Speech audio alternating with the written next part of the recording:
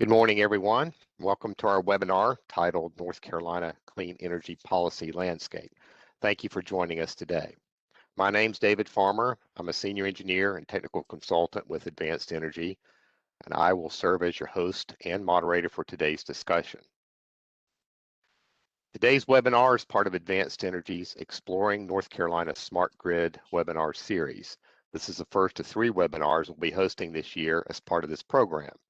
Advanced Energy is a nonprofit energy firm founded in 1980 by the North Carolina Utilities Commission that provides research, testing, training, consulting, and program design. Our members are Duke Energy, North Carolina Electric Cooperatives, and Dominion Energy. Since 2017, our team of technical and training staff have collaborated on this Smart Grid webinar series to provide stakeholders with a convenient option to learn how a smart grid is changing North Carolina's future. Before we dive into today's presentations, I'd like to cover a few housekeeping items. First, at any point, if you'd like to interact with us, please submit your questions or comments by clicking the chat box in the bottom right-hand corner of the screen.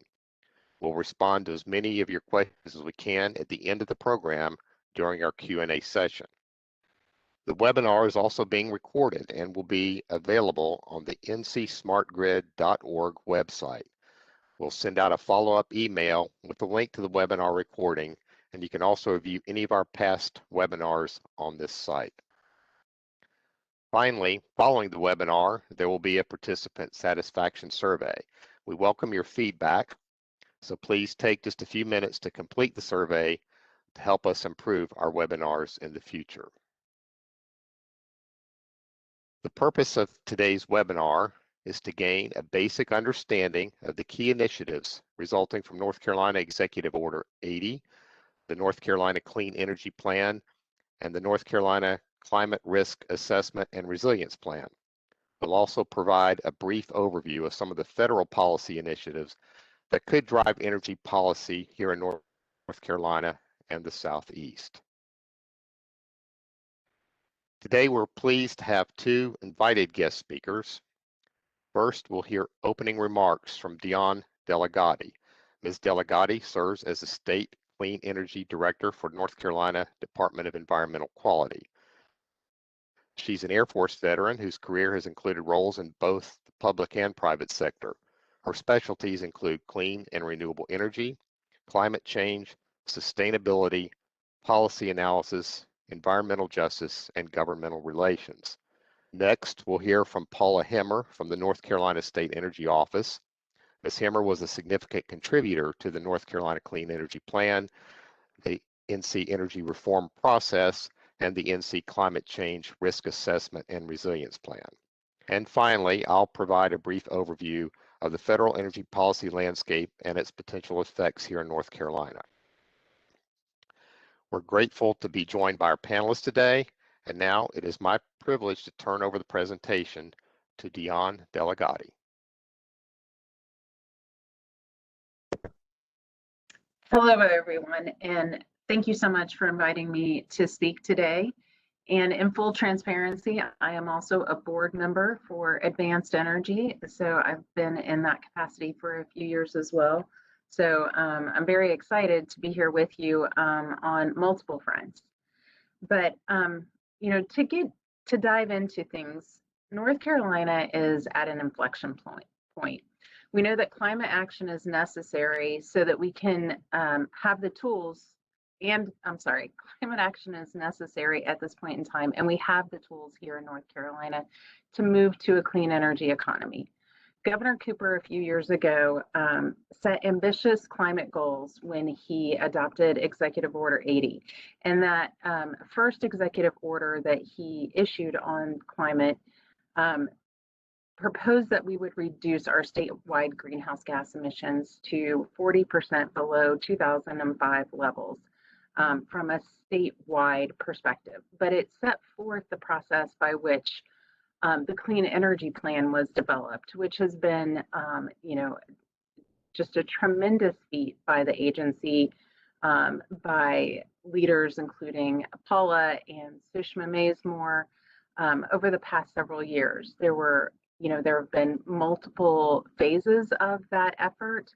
The first being the Clean Energy Plan, which set out targets and goals for our power sector to be 70% below 2005 levels by 2030 and to attain carbon neutrality by 2050.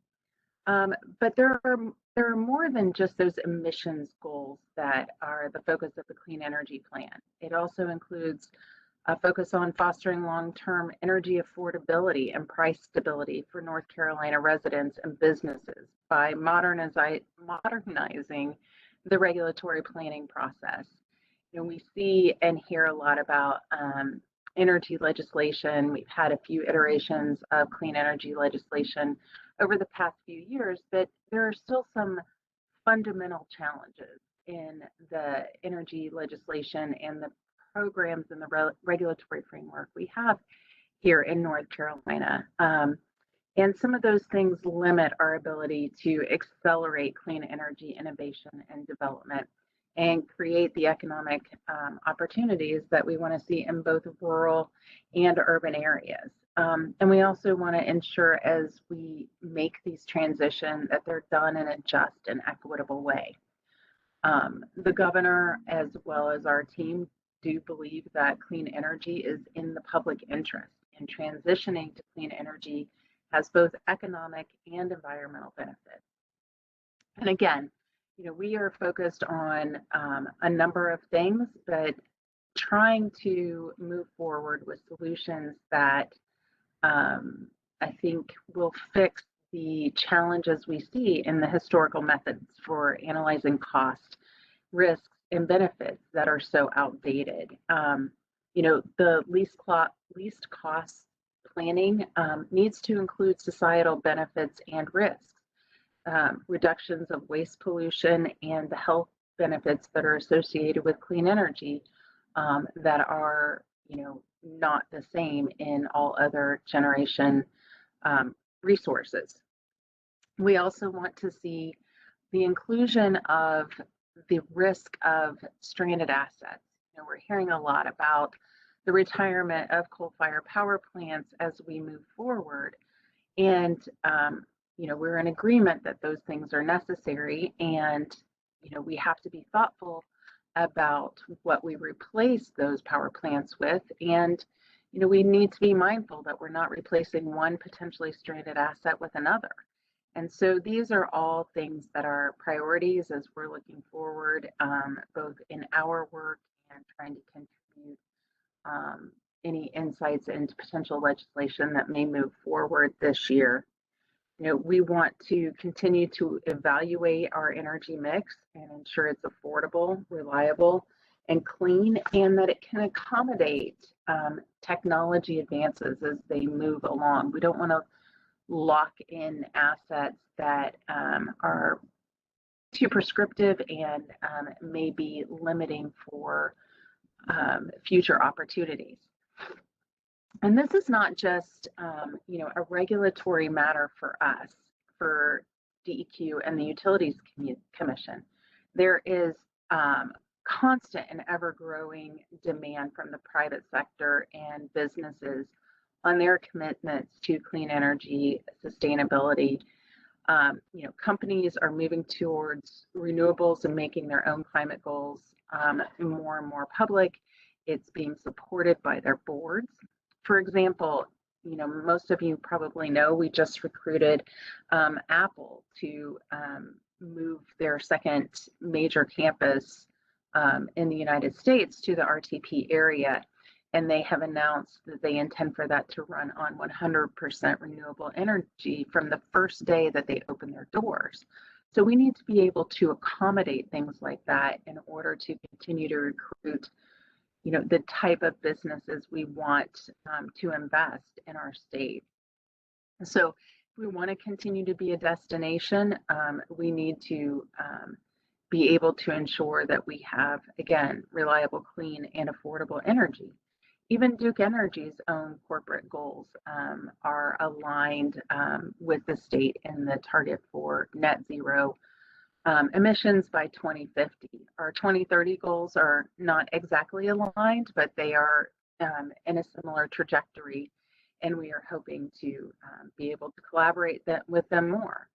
But it will definitely take both the public and the private sector for us to achieve these things. You know, we're seeing that shareholders at Chevron and Exxon are pushing two of the biggest names in fossil fuel to be more aggressive in their emissions reduction goals. So we don't see this trend changing. If anything, it's just going to accelerate or increase.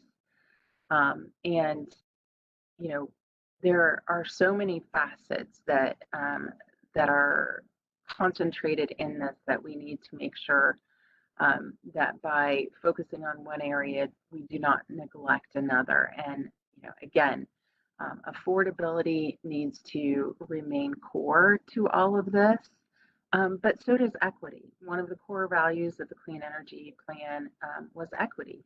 So as we make these transitions away from some of the coal-fired power plants and invest in renewable energy, we need to ensure that the communities you know, don't suffer a loss in tax base and a loss in jobs without a plan for reinvestment in those communities.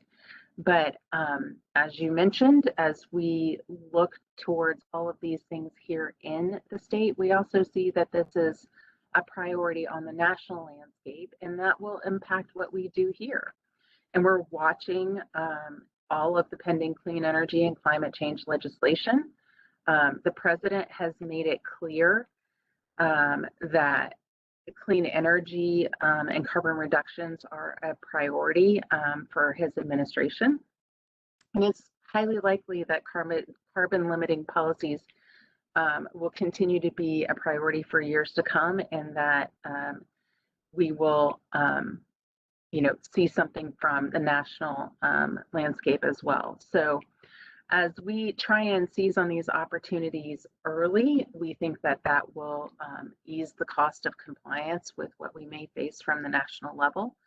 And, you know, we see this as an opportunity for economic growth in the state. The E2 Clean Energies report says that despite the impacts of COVID, clean energy remains the biggest job creator across the country, or across America in the energy sector, employing nearly 3 times as many workers as fossil fuel extraction and generation. So supporting those opportunities with job training and a pool of skilled workers, we think will keep North Carolina globally competitive. And that's the reason we continue to talk about the transition to clean energy and a clean energy economy. It's just not just about energy for the environment, it's the whole big picture. And so I look forward to turning this over to the other speakers here, and am excited to hear what they have to present. And so thank you so much again for having me. And thank you, Dion, for your remarks and for taking the time to speak with us today. Now I'd like to turn the presentation over to Paula Hemmer, and she will present some slides on the North Carolina Clean Energy Plan update. Paula?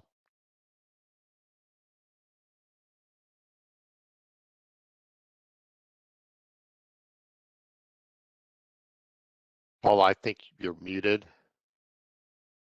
Sorry, everybody. Okay. Good morning, everyone, and thank you, Dion, for setting me up so nicely. I won't have to work too hard now. This is more of the nuts and bolts of what Dion was discussing. So we can go ahead with the next slide. Do I have control of the slides? Oh, yes, I do. Never mind. Oops, wrong way. So as Dion mentioned, Executive Order 80 was issued in October of 2018. And as she discussed, it requires North Carolina to sets a goal to reduce statewide GHG emissions below 40% from their 2005 levels.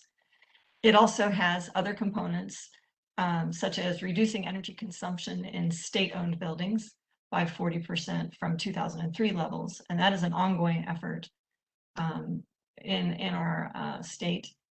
It also requires us to increase the number of zero-emission vehicles to at least 80,000 vehicles, and to incorporate climate resilience planning into policies and programs at the cabinet agencies. And of course, as Dion discussed, to grow the state's economy and be a leader in clean energy solutions.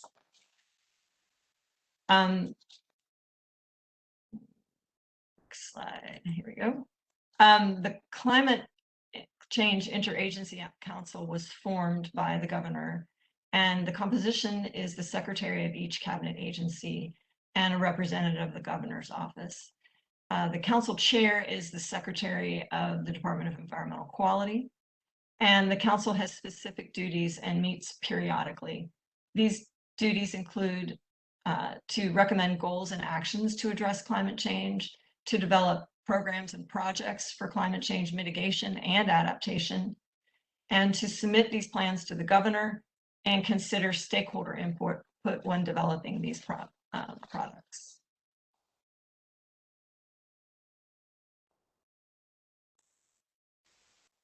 There are specific work products in EO80 that DEQ and other agencies had to deliver, and these included these 6: the greenhouse gas inventory, the clean energy plan, the North Carolina climate risk assessment and resiliency plan, the zero emission vehicle plan, the clean energy and transportation workforce assessment, and the comprehensive energy, water, and utility use conservation program.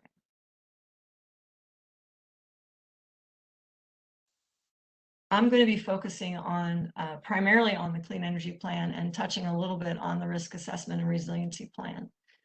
This risk assessment and resiliency plan is quite extensive in breadth, and so it's difficult to talk about it in an hour, but we have started a lot of cross-cutting functions to work on this plan.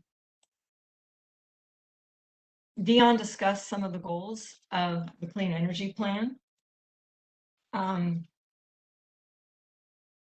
And these include reducing GHG emissions by 70% by 2030, and of course carbon neutral by 2050, and to modernize the regulatory and planning processes for utilities, supporting residents and businesses in their goals or their needs of energy affordability and price stability. It also, of course, as Dion discussed, we would like to create economic opportunities in both rural and urban settings through clean energy innovation, development, and deployment.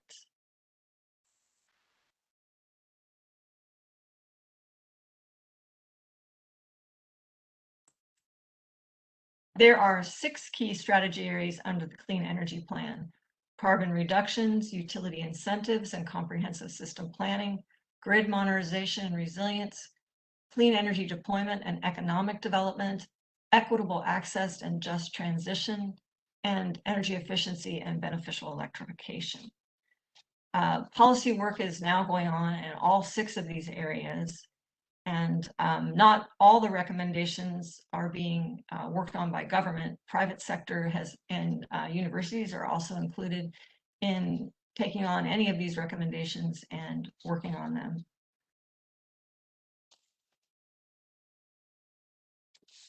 So I would also say that some of the clean energy companies and the Utilities Commission are also open to taking some of this on as well.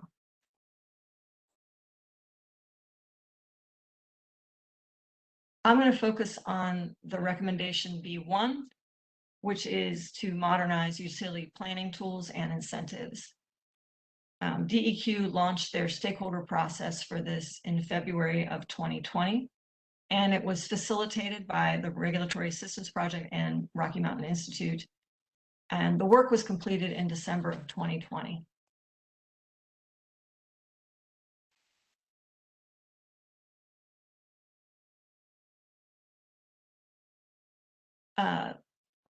As Dion discussed, the current model that we have for utility regulatory models is outdated to some degree, with modern customer needs and values, as well as societal needs like clean generation and energy equity.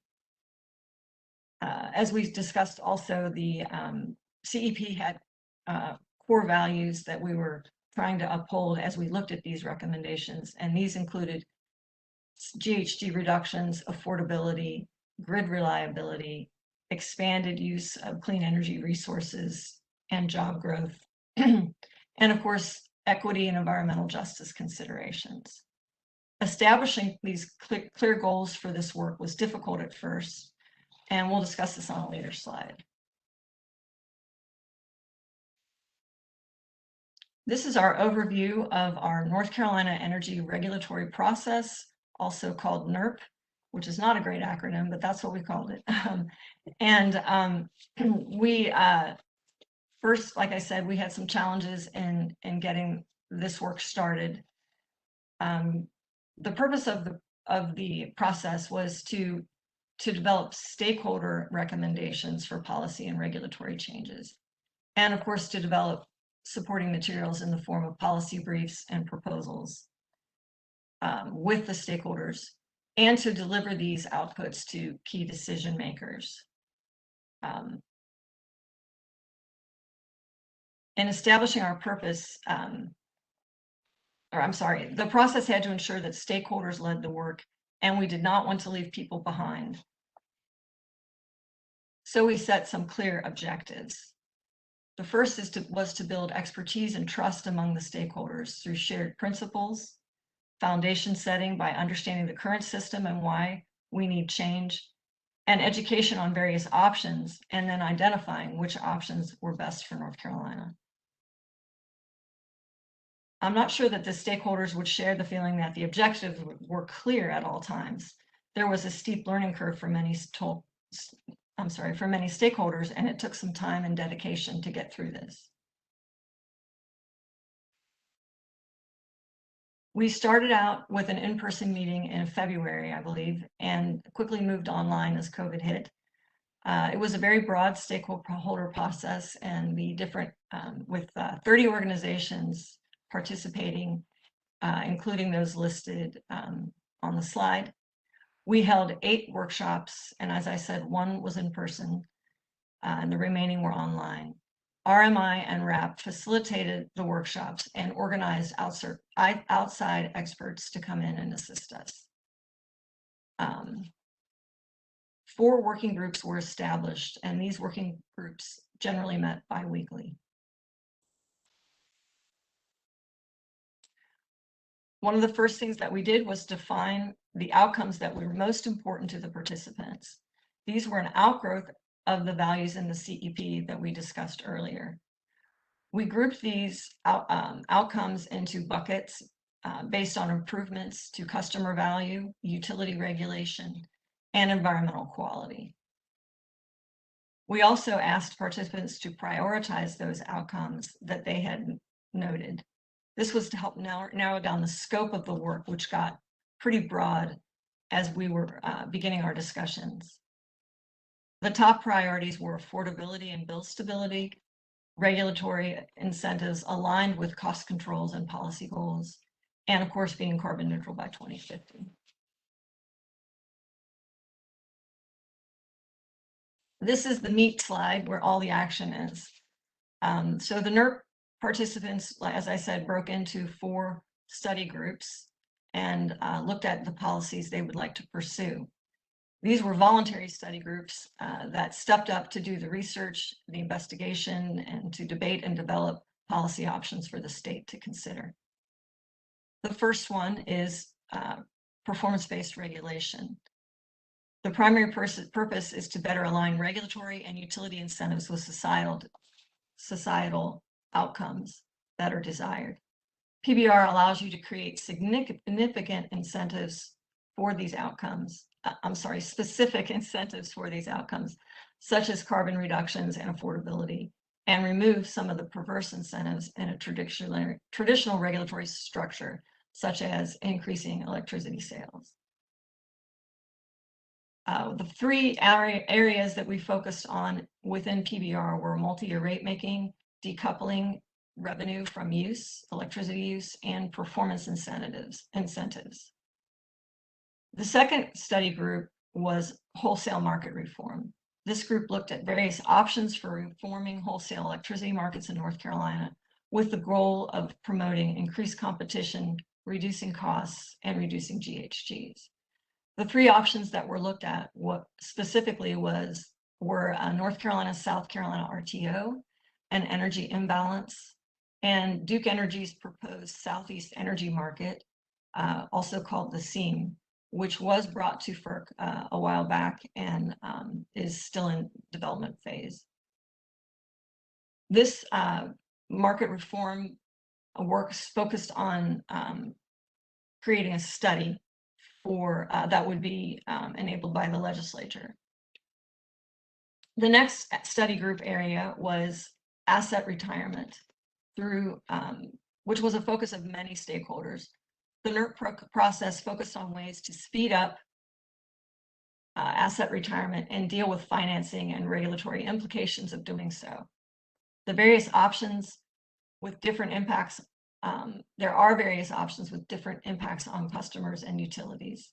Securitization is the one that the stakeholders felt would provide a mechanism to retire coal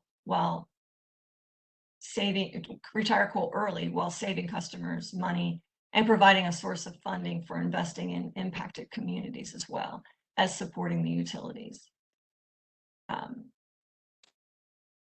The group focused on the ability of securitization to lower bills, decrease pollution, provide assistance for workforce transition, and to reinvest in clean energy. The last study area was competitive procurement. This is about opening up utility procurement process to bids from non-utility actors. So rather than allowing a utility to simply procure all the resources it says that it needs in the IRP, you issue a competitive RFP with various parameters and see what the private market would offer. By creating a level playing field for resources to compete, you ensure new resources are chosen as a least cost option for meeting a specific grid need. We already have HB 589, which is a competitive procurement process for renewable energy. However, this particular policy would open the door up more for competitive procurement in North Carolina.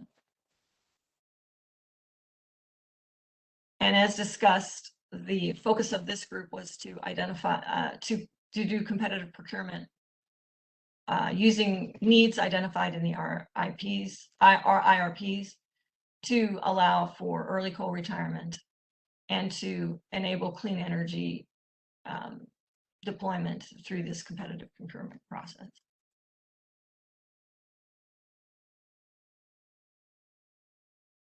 The NERC process produced specific outputs that were written by the stakeholders, which I felt was a very important part of the process. These documents are listed here, and they include guidance documents and draft legislation, fact sheets and case studies, and sometimes just analysis of the opportunity. So I feel like all of the information provided in these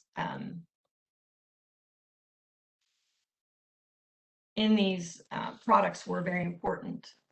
The RAP and RMI facilitated this process and wrote a final summary report capturing all the work and discussion that went into the NERC process. It is very important to note that not all of these documents received unanimous support from the participants. That wasn't never an expectation of this stakeholder process.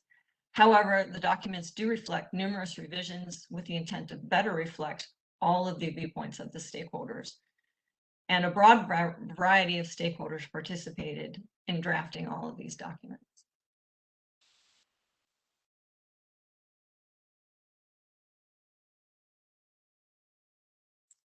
At the end of the process, the stakeholders went back to the table on their priorities for what North Carolina should do.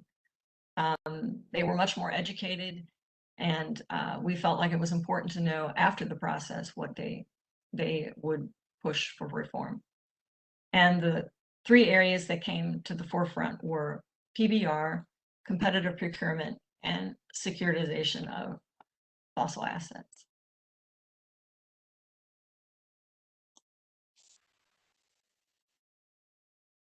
This is our report that we completed. there is as I said, there's a report discussing the process and more detail on issues within the process, and then each of the 4 areas has their work products. This package was submitted to the governor and the leaders of the General Assembly and the chair of the North Carolina Utilities Commission in, I believe, January of 2021. And I encourage everyone to look at the outputs from the NERC process, and I can put you in contact with any of the study group leads if you have specific questions. We'll now move on to Clean Energy Plan Recommendation A1, which is to decarbonize the power sector. No, simple task for us to do. This specific recommendation ended up as a study to examine various policy options and legal pathways for those policies, and to study other impacts like rates and economics.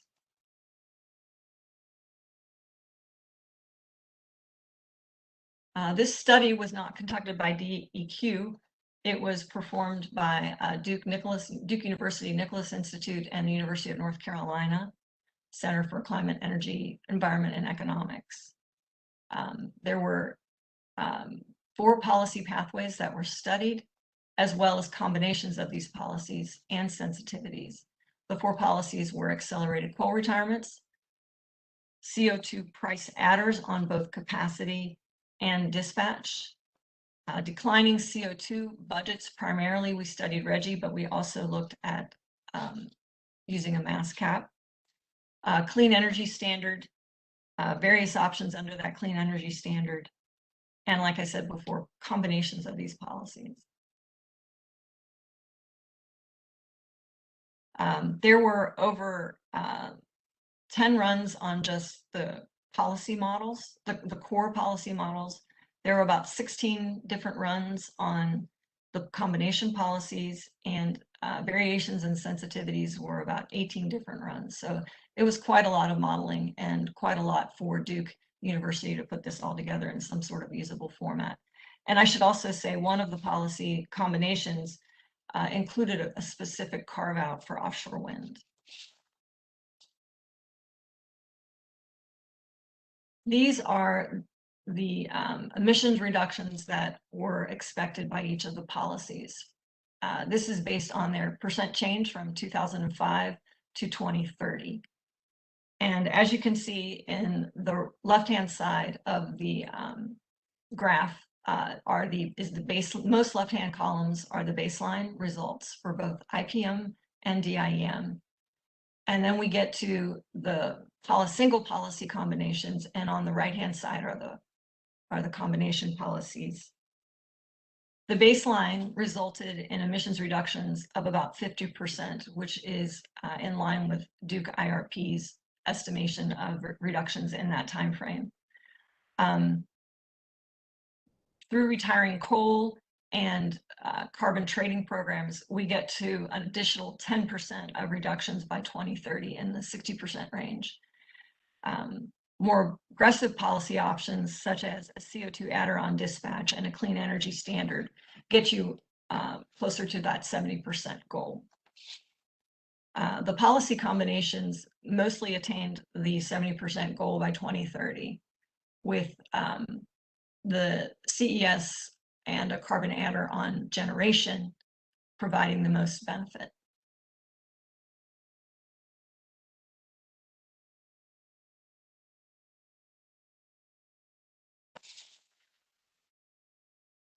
It's important to note that these policies, let me go back, these policies act very specifically when running these least cost optimization models. When you're doing an IRP and doing more broad planning, there's other factors that come into play. So it was interesting how the models that reduce carbon, that's just retire or just decrease the use of fossil assets, and the models that without building any new clean energy, and the CES tended not to retire or decrease significantly the use of fossil assets until you reach about 2035 timeframe.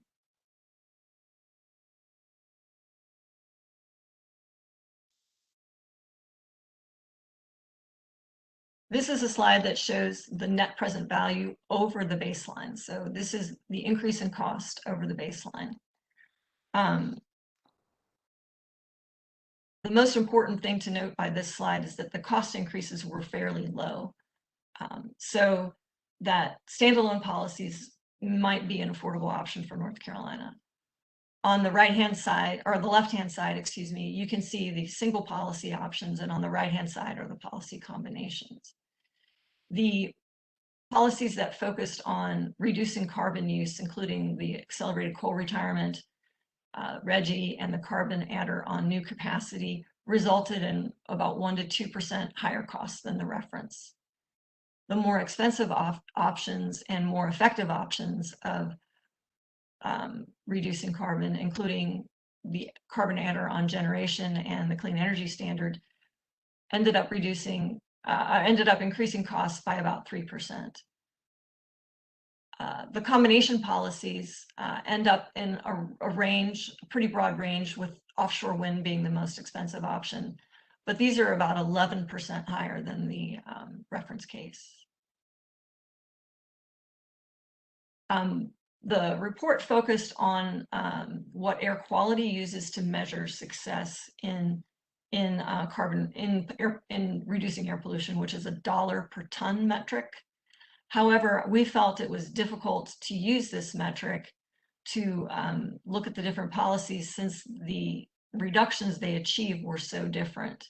It's hard to compare the cost per ton of RGGI when it's only achieving a 60% reduction, whereas the cost per ton of CES is more expensive, but it achieves a 70% reduction. And we could try to do some work to produce some sort of weighting for these to see how to find a way to more equally compare them, but that was not done at this time.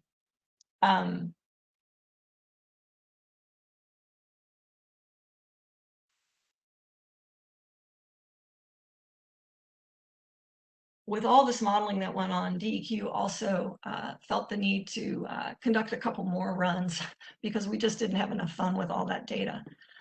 We conducted 2 alternative scenarios for the clean energy standard, including allowing 20% of the clean energy to be imported, and to that adding a moderate amount of energy efficiency in the 1% to 2% range per year. With roll-off, I should say.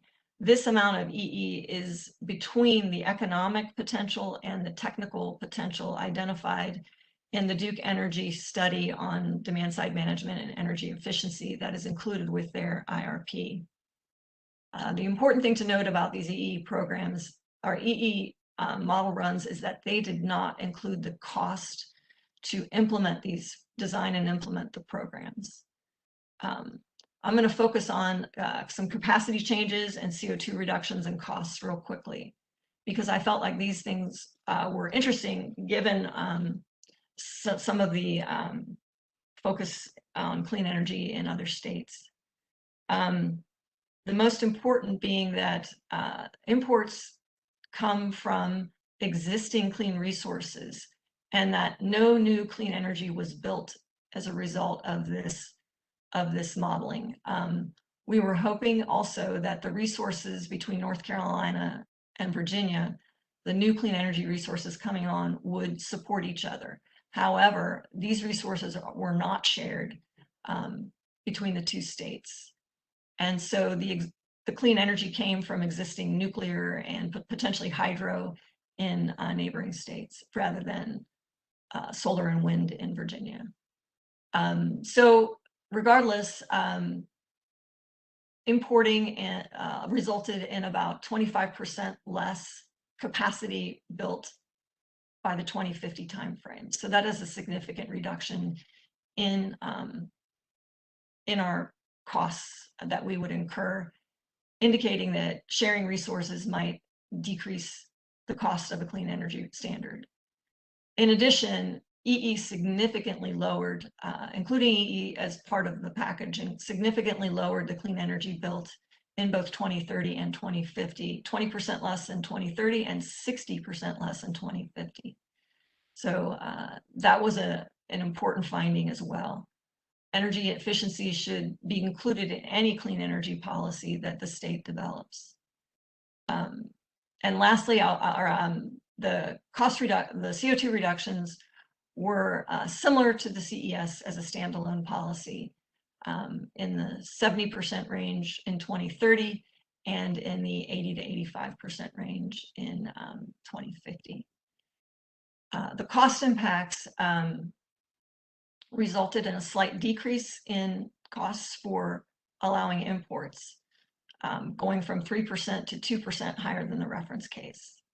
When we include EE, it resulted in a cost that was lower than the reference case. And as I stated before, the costs did not include the Duke Energy's cost to design and implement these programs. However, it does indicate that EE could be a significant option or a significant part of a policy that would contain the costs of doing a clean energy standard.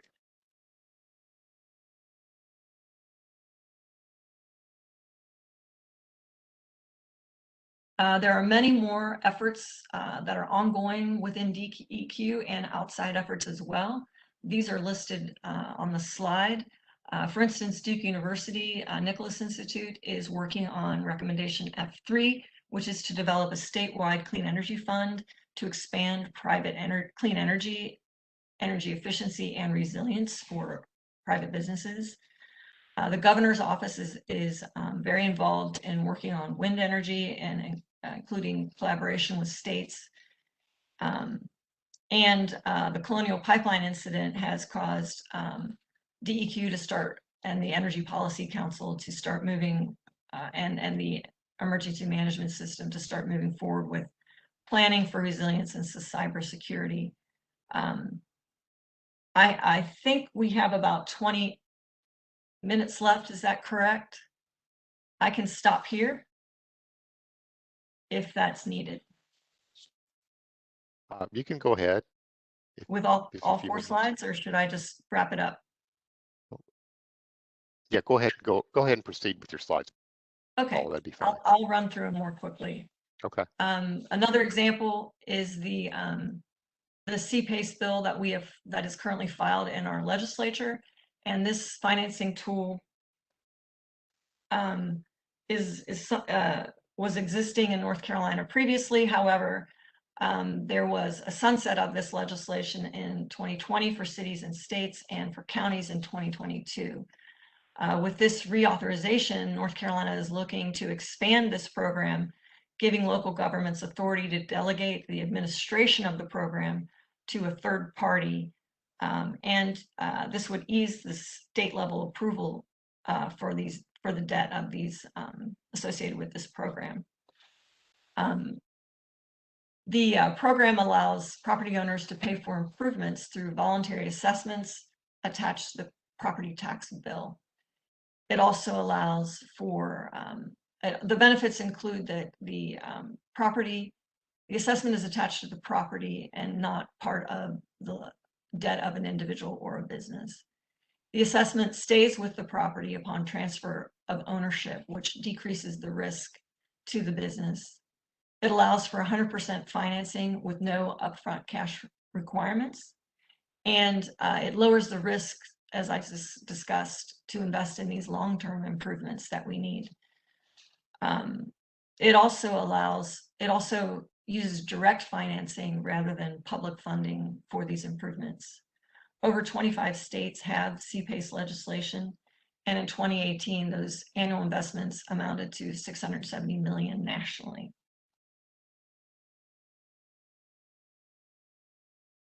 North Carolina is seeing a lot of bipartisan support and support from many different groups within the state for this legislation, so we really hope that it goes through. Another area that we are working on is addressing equitable access to clean energy. And this is through money we received, $4 million in CARES Act funding. We are implementing 11 projects across the state to work on low-income energy assistance and community solar. All of these projects have to be completed by September 30th, 2021, and that's a pretty hard deadline for us to meet. We have more information on these projects on our website.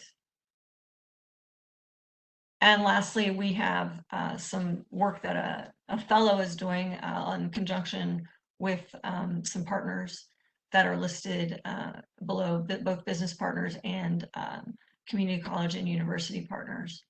And this is to launch an EE apprenticeship program. And within our existing apprenticeship program, which is called Apprenticeship NC, and to expand access to clean energy careers for these participants. We have a summer pre-apprenticeship pilot to educate and train about 30 students from 3 different counties. And this would be in both clean energy and energy efficiency fields. And then to develop clear pathways for these participants, and including working in apprenticeship programs in the state. I think Dion touched on this slide, so I won't go over it too much, but as you can see, the circle in red indicates that we have a rapidly changing energy or landscape in both energy and carbon. And we need to ask ourselves, what will we be investing in, and do we do this the same way we've always done it? As Dion discussed, the traditional methods for least cost planning and how utilities are compensated is somewhat outdated compared to our current perspectives and goals. I'm very impressed with how the Ford EV truck was not just looking at battery as a requirement for their vehicle to be clean, but looking at it as a value added to the vehicle for the user of the vehicle, both for use at home and in their businesses, to provide energy on site for the owners of the truck. I felt like that was a really important step forward in how we look at energy and how we look at storage in particular. So I want to encourage everyone to step outside of their box and start thinking big. So thank you very much.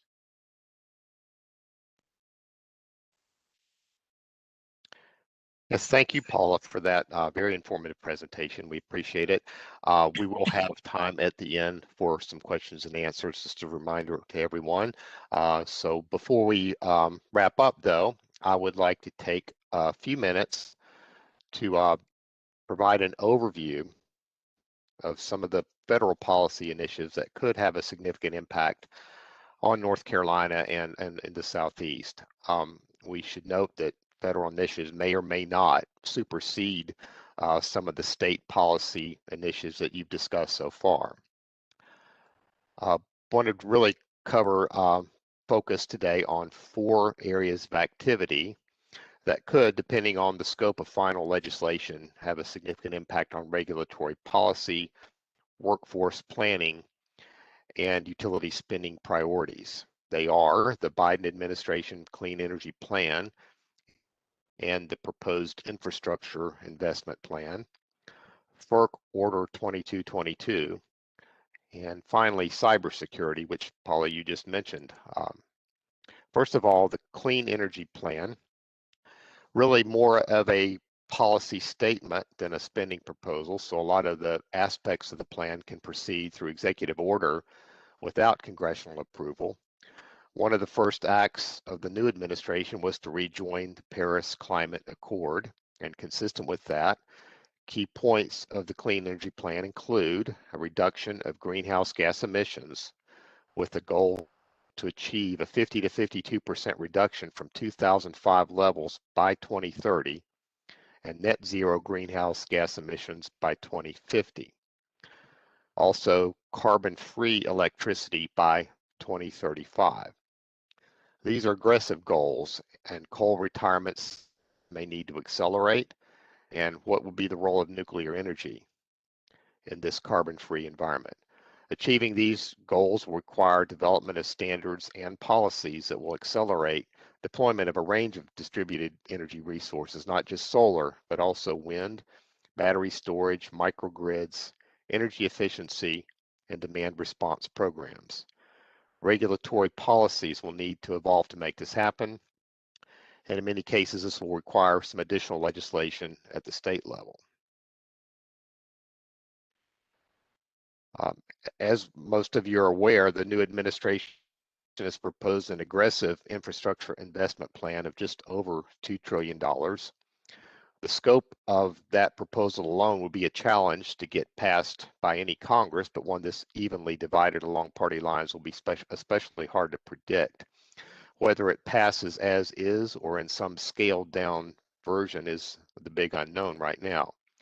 The House hopes to hold a vote in July where it will likely pass in some form, but then it moves to the Senate where it's much more difficult to predict given the Senate's complex rules around whether legislation can pass with a simple majority or will need 60 votes.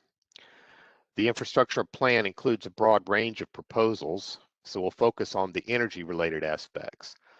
Some of the proposals will impact utility infrastructure and policy that will impact utility infrastructure and policy include $174 billion for electric vehicles. That could cover a range of investments, but would include most likely new charging infrastructure, investments in battery technology, possible tax incentives, among other items.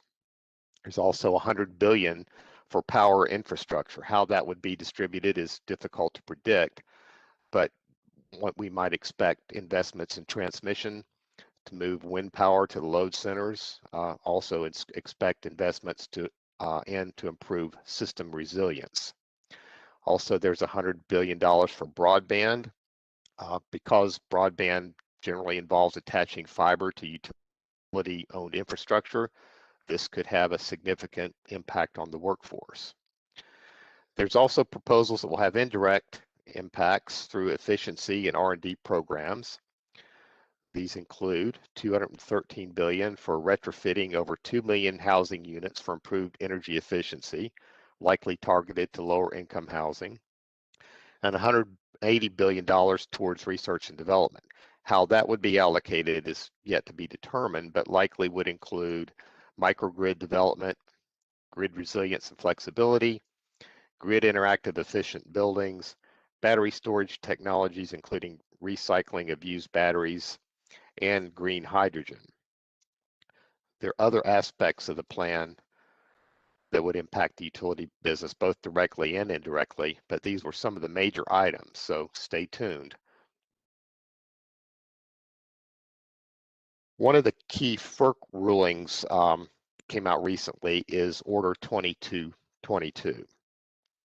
In a nutshell, this rule enables smaller distributed energy resources to participate alongside traditional energy resources in the regional wholesale markets through aggregation. These would include residential battery storage, rooftop solar PV, demand response, thermal storage, and EV charging. Basically, the rule allows multiple sources of DERs to aggregate to satisfy minimum requirements that each alone may not be able to do individually. The intended benefits of this would be lower costs for consumers through increased competition, enhanced grid flexibility and resilience, and more innovation in the industry. And finally, cybersecurity. The recent ransomware attack on Colonial Pipelines, which has been mentioned, and other more recent events have exposed a vulnerability in our nation's critical infrastructure. One we knew was there and has been tested before, but due to the nature, extent, and impact of the recent attacks, we can expect additional activity at the federal level. And in fact, just recently on May 12th, the White House issued an executive order improving the nation's cybersecurity. This is just directed at federal agencies and contractors, but the resultant standards will likely have a much broader impact. The order is intended to remove barriers to sharing threat information, establish a cyber safety review board, standardize federal response, and improve investigative capabilities. We can expect additional activity in this area in the coming months. And in fact, the CEO of Colonial Pipelines was testifying before Congress just yesterday. So that concludes the presentation. At this point, we'd like to take a few minutes to answer some of the questions that have come in during the webinar. Please understand we may not have time today to answer all the questions, or we may not have an immediate answer to a question, but in either case, we'll do our best to follow up with you after doing some research or finding the best resource for you. So Paula will take a look at some of the questions that have come in. First of all, Paula, there was a question regarding some of the acronyms you used. I wanted to go over IPM and DIEM. Could you clarify those? I think you're muted still. Sorry about that. These are the electricity system planning models that are forecast models. The first one is from ICF, and it is the integrated planning model. And the second one is the Nicholas Institute's in-house model, which is called the Dynamic Integrated Energy Electricity Model, I believe. Those are in-house to those companies that run them. I can answer any questions on those later. Okay. All right, thanks, Paula. A couple more. One question that came in, do carbon emissions reduction include methane? The carbon emissions, the EO80 goal is for GHG reductions. So that would include methane. In the electricity sector, we are looking only at generation and primarily combustion of fossil fuels. The distribution system of gas pipelines is handled in another section of the inventory and therefore in policy. So North Carolina was only looking at combustion of fossil fuels, and in that realm, CO2 is 98% of the emissions. So we generally don't include methane and N2O because it complicates things. The electricity generation units, the large ones, have CO2 monitors on them. So we have direct data for CO2. And so that makes it very convenient to get daily, hourly data on CO2 emissions for these facilities. So that's why we limit the study to CO2. Okay. Thank you for that. Another question that came in is regarding CPACE, which is something you mentioned. And the question is that available to nonprofit organizations such as churches or even something like a condominium homeowners association to participate in it? Believe that it would be open to nonprofit organizations. I don't see, if it's a business, I don't see why it would be limited. A condo association would technically not be a business, but I was not involved directly in that, but I would have to review legislative language to specifically answer that. I think if it was a commercially owned multifamily dwelling, that would be, yes, it would be available for that. Okay. But private homeowner in an association kind of situation, I doubt it would be. Okay. Well, thank you very much, Paula. There were some other questions that have come in, and like I said, we'll try to follow up with folks. This and really I think there was a question on hydrogen, but I want to emphasize that the clean energy standard that we believe is the most effective is to just keep everything technology neutral. We did do one with a carve out for wind because of the potential for large amounts of electricity.